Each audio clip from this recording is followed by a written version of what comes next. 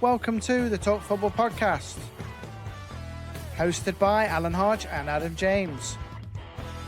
Don't forget to follow us on our socials, and we hope you enjoy this podcast. Sit back, relax, and enjoy the show. Hello and welcome to the Talk Football Podcast. This is TFP #6, and we're going to be having a Manchester United catch up with Mr. Andy Reid. I'm also joined by our co-host Adam James. Welcome to the show, Andy. Nice to be back, lads. Nice to be back for a new season. I'll see you back, and I'll see you back, mate. The football back. Football is back. Back, the baby. Premier League is back. It is. So we're going to touch on. First of all, we'll touch on your major transfers get your thoughts on those, and then we'll cover a little bit on your first game against Arsenal after that. So obviously, you've laid out a fair bit of money. If Adam wants to run through the major signings there, you can see them on the screen as well for the people that are watching. Yeah. So you've got Benjamin Sesko at 76.5 million. It's euros, I'm guessing. Yeah, it's got it in euros. So yeah, it's got. I think it is euros. It's got to be for. Yeah, they do always do it in euros. That website. Don't know why.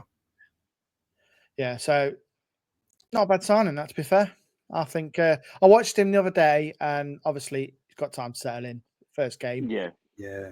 As a sub, didn't really do much. I think he needs to get used to the game. Obviously, it's a lot of different Premier League to Bundesliga. Yeah. Well, me and Hodgie have said this plenty of times before. Every league is so different compared to the Premier League. Obviously, he's only used to Bundesliga in Germany. Obviously, it's a whole different kettle of fish over here. Yeah, I think the Bundesliga. There's elements of the Bundesliga. It's a little bit slower, but in terms of the physicality, there is a little bit of like similarities with the Premier League. So I don't think it'll take him too much time to settle. But yeah, I hope so, because at the end of the day, we need something. Because Højlund and Xerxes have not done much last season. No, and it looks like Højlund could be on his way out. Yeah. I mean, I know AC Milan are sniffing for Højlund, but yeah, again, I'll say this: it is worth bearing in mind. He is 22, so he is a young player. This is not like a finished article like Gyökeres going to Arsenal at like 27. More of a finished article. I think people will have to be patient with this kid. Yeah, I hope so. But then once again, Højlund was 21 when he signed for us. So yeah, and he started off all right. To be fair, Højlund started off all right. I don't think the change in management and that has helped players. No. To be honest, because they don't know how to settle in with a tactic and management, and it's hard. It's got to be difficult. I agree. Ten Hag's completely way different formation compared to Amorim. Yeah. I must say that you did look good. You did look good the other day. Yesterday, you did look really good. Yeah. We're gonna. I think we're seeing the Amorim stamp starting to form, and you can only do that when you have the players that you want and need. Well, that is one of my questions further down after we've discussed this. That is one of my questions to you, Andy. So we'll leave that till then. And obviously, then you got Brian Mbeumo. Yeah, great signing. I think it's a great signing. I think he's just a bit overpriced, but once again. Is it because Man United are sniffing it? Oh, we'll put the price up because Man United are sniffing it. Well, I think same with every transfer now, though, isn't it? As well, I think every transfer is ridiculous. I think that again was buyout clause, same as Cunha. I believe that was the buyout clause. I think I'm not 100% sure, but I'm sure that was they had to meet the buyout clause. That's why the price was what it was.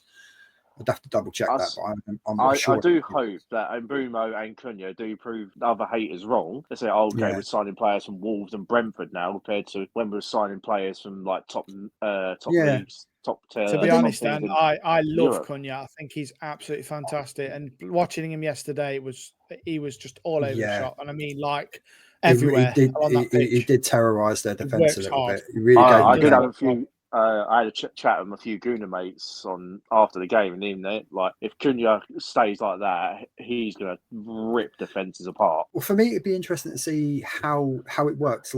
So Mount played yesterday, and I thought that was probably Mason Mount's best performance in a Man United shirt to date. Yeah. So I don't know quite how the dynamic works with that. Yeah, I didn't exactly watch the game because I was taking my daughter to London, but I was listening to the highlights on the Man United app. And they were just saying, like, even Luke Shaw, Mason Mount, there's the best games they've played in years. I agree. Yeah, totally agree. I think that's definitely Mount. But yeah, again, I mean, when you factor in Sesko and Mbeumo and Cunha, where does then Mount then fit into that lineup? I'm not so sure because you're not going to not play them three together. I think Cunha was more of a striker yesterday. Well, he played as a 9, but that was mainly he played more off. Yeah. He played that because that was because Šeško wasn't quite ready at start. But when Šeško starts, I would imagine Cunha and Burmo will almost play like two inverted 10s in behind him. Yeah, they'll play just either side. Whether or not there's a place alongside Bruno Fernandes in midfield, maybe Mount could drop deeper. I don't know. They could be like shadow strikers, Cunha and Tesco, I think. I think so. Cunha and Burmo, shadow strikers right next to Tesco and just point crosses into him, mate, in the air. Ridiculous. He's tall. They are both. They're both attacking players as well. So it's not like he's brought in defensive players. And Bruno and Cunha are both attacking players. They've scored plenty of goals for Brentford and Wolves last season. Yeah. So plenty of goals. What's that? I will say, 30 odd between them. Impressed. You're very impressed with Burmo's running, particularly exploiting, particularly when and for that Mount as well. But both of them, I think in the tactics against, he just couldn't get the goal. I think if he got a goal, I think the game changes really. But for me, he got the tactics absolutely spot on because Calafiori and Ben White were flooding forward, which left space in behind for Burmo to make those runs in behind, and he was a constant problem on that right hand side. Really, some really of the touches, even some of the touches Cunha was doing, so you're like, woof. Yeah, that one where he looked different player to when he played the Wolves. Yeah, completely different player. Well, I mean, you got to remember at Wolves, I think he's there to prove a point. That's the problem. He's there to prove a point. All these doubters that doubted him, I think he's there to prove a point now. He's going to literally two-finger them and say, right. Well, I don't think there was any doubt on his quality. I don't think there was a doubt on his quality. I mean, he scored plenty of goals. Yeah, but it's because he's come from Wolves. And like Andy says, because he's come from Wolves, people are doubting it. And it was a lot of money. It's not. It weren't a cheap signing either. When I was thinking, oh my god, like we've gone for signing players from the top leagues in the whole Europe and that to signing the but then they haven't worked. No, they haven't. You're signing two Premier League ready players that have consistently performed in the last couple of years in the Premier League. I mean, that's a no-brainer. There we go. So we have Andy back. We did lose. We have a few little technical niggles, but our magic editor will work around that. So what we were saying before we had any technical issues is that basically my opinion was that I know that they'd signed big players from other leagues and that before, but those ones hadn't necessarily worked out that well. So maybe signing Premier League ready players is the better option. And I think they're two absolute class players. I do hope these two just absolutely annihilate the Premier League and just basically say, yeah, we've come from Brentford and Wolves. We can sign for a former top Premier League side, and absolutely smashes. Well, I think I mean, this is the first time in 12 years that you're not going to have any European football at all. So you have only got the domestic trophies to play for. So there would be plenty of game time. There'll be plenty of rest periods as well, where Amorim can work on tactics with the squad. But I do think, there's only one other signing, which is like a backup left back to Dorgu that you've signed as well, which is Diego Leon. We don't know much about him, but he signed for January, then obviously he stayed on loan with the side until now he's fully signed with us. So once again, I think he was more. If Luke Shaw carries on playing the way, if Luke Shaw carries on injured the way he is, then he'll be back up to him because Malacia, I think he's on his way out. Dorgu. You got Martinez to come back as well, haven't you? So he'll come in as that left-sided centre back, won't he? So yeah. And I don't know much about his other signing either. Chido Obi. I ain't got a clue about him. Young kid. He's a former Arsenal academy player, basically. He came alongside Aidan Heaven, and he scored more goals for the kids than he has played games. So I'm guessing he's a bit like an Ahmed kind of. Yeah, centre forward by the looks of it. He's a full-on striker, and literally, he came on for a couple of games, and I watched, and he had more chances to score than Højlund did in practically 70, 80 minutes of a game. He wants to go and score. No, it's not hard. Did it go by? But once again, he's 17. He's for the future. Yeah. So that's where I come from, Arsenal Academy. Cool. All right. Well, so we've spoken about the major signings. We're not going to cover all of the ins and outs because there's no point. People can have a look on Transfer Market's website and check all that for themselves. And if you're Man United fans, you already know pretty much about those. But we just wanted to get obviously the opinions on the main ones. So we'll move on to the first game in the season, and we've already touched a little bit on Amarin's tactics and the setup, persisting obviously with the 3 at the back system. The 4 across the midfield with two pivots. Yeah, I thought it worked well. I think this is the first time we've actually seen, an identity seen it of actually how go Amarin well wants to play. as well. Yeah, Came up in the end. It was like 22 shots in the whole game, 7 on target. Yeah. But when you every Man United lot, and even before Ten Hag do that, 22 shots. I just think the system. I think ultimately, when Amarin came in, he said it himself. I don't have the players I need to play, but he was unwilling to bend, and it could have very nearly cost you relegation. Yeah. But it was, he wanted to start putting that DNA, that ethic, that way of playing in. So whatever players did stay, they were already going to be used to that way of playing. My only concern, and I'll ask both of your thoughts on this, because my only concern is that against a more mobile midfield, I'm not quite sure having Bruno and Casemiro as the 2 pivot players in the middle against a more mobile, and let's say for instance up against say Enzo and a Caicedo at Chelsea, I think them 2 get overrun. Chelsea, of course he does. But he could have said anybody, and he listen, you could say the same with Liverpool. You could say the same with Liverpool. Yeah. You look at how well Man City. Anyone like Wirtz on top of that Reinders. midfield. Yeah, anyone like Wirtz on top of that midfield. I just think I couldn't agree more. Like Arsenal did And I tell prove you- how weak our midfield can be. And I'll tell you who I didn't like that came on, Agate. I thought he was terrible. Oh, Agate is terrible. He's got to go. He's horrendous. I mean, he ain't going to go terrible. because he only signed last season. So, I mean, he's not going it. I know, but he's not yeah, going. but where is he Mainoo as well, though? Where's he? Where the hell's he gone? seems to be out of the picture. Kobe Mainoo. Kobe Mainoo. Yeah. It just doesn't seem to fancy him for whatever reason. That they don't seem to have hit it off. Sounds a bit of favouritism around somewhere. Well, I don't think it's even so much that. I just think that he's got an idea of how he wants his team to play, and it doesn't seem to, from the outside perspective, to see that Kobe Mainoo fits how Amarin wants to play it. So I know that they've been shopping him around and see if there was any takers. I know Chelsea had some interest. I know Newcastle had some interest as well. While we're on that subject, it's a lot of money. Well, isn't it? There's Garnacho, there's him. Yeah. And Garnacho's another one. Sancho, he's gone nowhere yet, has he? No, I know Roma. Well, Roma have offered 20 million, I believe. But that's below the valuation of what they want. Yeah. Surprised they got Wrexham. Besiktas the next that he's talking about, Sancho. Yeah. Turkey. I mean, obviously they want to get his wages off the books. I mean, there is still it's the same with Anthony as well. Anthony, and I bet he only wants to go to Betis, and Betis can't afford what Man United want in terms of a fee. Yeah.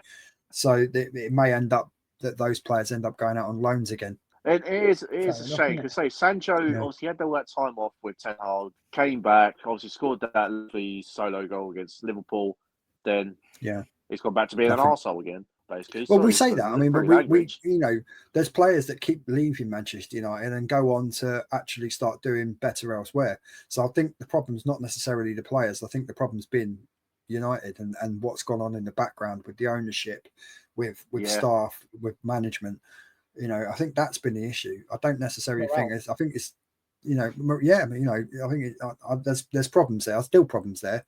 You got the problems will always be there, and they'll never change. Yeah. Well, until you get stability. So if you're going to stick by this manager, and you need to give him the tools to work with what he works with. So yeah. Well, we'll get you back on in a few weeks' time after a few more games.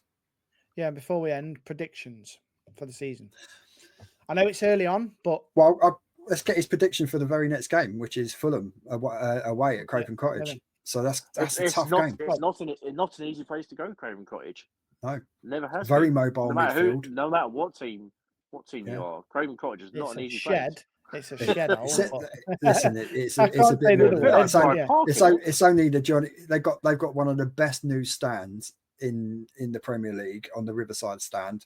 The only stand that they can't really do anything with is the Johnny Haynes stand. So let's not take that. I mean, I know they're our direct rivals and they hate Chelsea, but let's not take them down too much. It's a very nice ground, down at the Cottage. I But do love the then Cottage. again, say if we played the way we did like against Arsenal, I reckon we very in a match good shout. I think agree. if you can do that, but it's whether you can do that away from Old Trafford. That's the thing. Whether you can transition that way of playing away from Old Trafford on a away game. Because if you push that many players forward, you could get caught in the counter. But especially then, if they overrun you in Fulham midfield. if Fulham, obviously, I don't know who Fulham signed at the minute, but then they're not one for counter attack, but they've always a little sneaky 1-0, 2-0 every now and then, isn't they? Well, I mean, I believe. I mean, Marco Silva was very, very not particularly happy with what the business that they've done. He has been saying that he needed more players in. So yeah, I don't think they've done a massive amount of business. We'll bring it up. Not heard nothing massive. Right, they haven't made. They've only made 2. Yeah, so they've only signed a goalkeeper and Benjamin Lecomote from Montpellier for 500k, and then they've Luke Harris on loan from. Oh, he's left. Oh, these left. That's his arrivals. Yeah. So they left Birmingham from League One, Luke Harris, to join Fulham on a loan, and then signed a 34-year-old goalkeeper from Montpellier in Liga 2 for 500k. So, I mean, they're still running the same squad as they had last season, technically. So yeah. I mean, the thing is that Muniz is a handful up front. You know, they've still got the likes of Traore, Raul Jimenez. There's certainly players there in terms of, and you know, Anthony Robertson, good fullback, could certainly cause some problems if you know, getting in behind and making late runs. You know, Kenny Tete right back. They've got good players. It'll be interesting because they beat us last time, so it'll be interesting to see react this season compared to the game last season. Yeah, you know, the likes of Smith Rowe, you know, Andres Pereira. You still got Tom Kearney knocking around. So there are players. Raul Jimenez up front as well. So there are players there that are going to be a problem. Yeah, and I can see why they've signed a goalkeeper on loan. That goalkeeper's come in, not on loan, for 500k, because they've only got Leno. That's it. Got no other goalkeeper. Yeah. That's crazy. Well, I hope for us to win, but it's United. You can never say, oh, never know. We absolutely dominated against Arsenal, but we still lost 1-0. You really don't know. You can't judge it one bit. No. Well, saying that, you might cause trouble for their left back, Fulham, because Anthony Robinson's out, injured.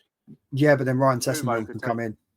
Well, yeah, true. Bumo can. I mean, you'd fancy Buemo against Sessegnon. It depends what kind of condition Sessegnon's in, but you don't know. But then again, I have seen Traore play at left back at sometimes. Is he still there? Jesus. Or is he? Yeah, Traore is still. Yeah. I don't remember him playing at left back. I've seen him before at left back. Well, he must be playing like a wing back then, because I've seen him at left back before. Desperate times. Yeah, I have seen him at left back. I remember that. Maybe in FIFA. No. Definitely have seen him at left back. I've seen. Well, there we go. Yeah. We'll get you on for another chat in a couple of weeks after we've gone through a few fixtures, to see how things have settled down and whether or not you can continue that momentum from the Arsenal game. I absolutely hope so. And time will tell. Time will tell. I mean, they've certainly backed him in the transfer market. They've given him the forward players that he wants. So time will tell whether or not he can actually, you know, turn that positive start into wins. There's only one more. Well, say 2 more positions you've got to really tackle is the midfield again, and the goalkeeper situation. Yeah, but then he seems to want to stick by Bayendier. So, and he says he's been good in pre-season. That's why he dropped to Nana. So, you know, he sees what we don't see in training, and in pre-season. So, you know, I suppose you've got to back his judgment. I hope so. So my Wi-Fi keeps dropping in and out again. That's all right. Don't worry about it. Right, there we go. So that's TFP #6. We've lost Andy, but we're at the end of the episode anyway. So I'll say goodbye for Andy. Because we've lost him again. He's gone again. Yeah. Your camera's died again. Never mind. It doesn't matter. We can still hear you though, so you can still hear you. All right. So thank you for joining us on the show, Andy, and we'll get you on again in a little while, and we'll see how you are progressing after a few fixtures. Cheers, mate. Cheers, Andy. Yeah, no worries. Cheers. And this is all part of doing live recordings. This This what is it. happens This is when all technical the fun of live recordings and technology. Even Sky, Yeah. even Virgin. Did you see the state of the Virgin? You know, they lost all the signal and went all. Not my it all Wi-Fi, went it's all Vodafone. Robbie, Yeah. went all Robbie Robot on when they were broadcasting the Liverpool game the other day. So it's not just us, even the professionals. F it Yes, up. even Branson, Branson takes the bandwidth. There we go. Right. Thank you very much, everyone. And head over to the No worries. Matchday vlogs. You've got new Matchday vlogs coming up. And don't forget to follow us on the socials. No. Links are always in the Volume bio. Search us on TikToks, etc. And there we go. So, yeah, we'll see you on the next episode. Thank you very much. See you on the next one. Catch you later. And thank you very much for watching Talk Football Podcast. Don't forget to follow the socials and why not subscribe to the channel. We'll see you on the next episode.